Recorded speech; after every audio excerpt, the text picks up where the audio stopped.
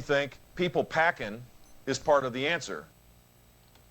That is Jeb Bush running for president. Karen Travers is in Washington, D.C., ABC News White House correspondent. Good morning, Karen Travers. Hey, good morning, McGraw. Happy Friday. You got it. What's going on in the White House and gun control? Well, we know that after the Oregon Community College shooting, that the White House wanted to come up with something that the president could do to strengthen gun laws without Congress. Now, no surprise, that was greeted with a lot of consternation here in Washington. Lawmakers are already upset even before the president announced anything of what he's going to do.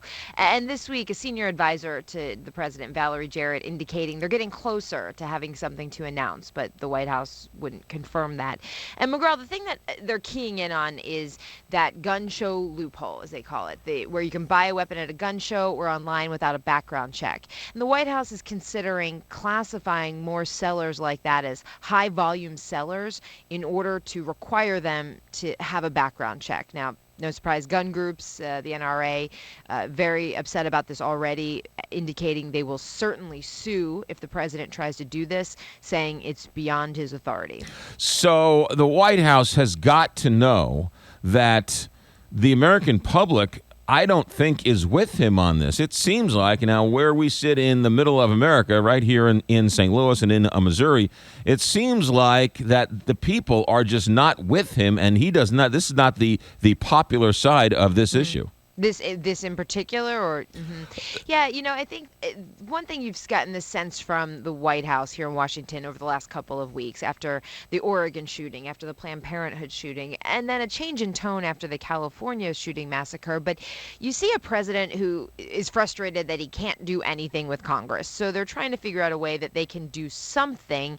And is it something that could have prevented the California shooting? No, but they want to show that they're doing something. I just think it's a frustration right now. The president's in his fourth quarter of his presidency and realizing, he's not going to get anywhere with Congress. So what can he cobble together to do on his own? The governor of Connecticut makes an interesting argument, and I'm shocked that President Obama wouldn't try and ban gun buyers who are on the no-fly list like the Connecticut governor is trying to do. Yeah, this is interesting because he's going to do it through an executive order, be the first state to try and do that. He said state officials are working, Governor Malloy said this, that state officials are working with the federal government because they have to get access to that federal no-fly list. They don't have it on their own. There isn't a Connecticut list.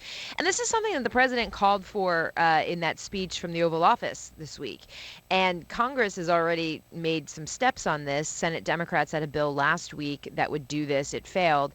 Unlikely it goes anywhere in the House. But, now that Governor Malloy is doing this through executive order, keeping a close eye to see if this is something the White House tries to do as well.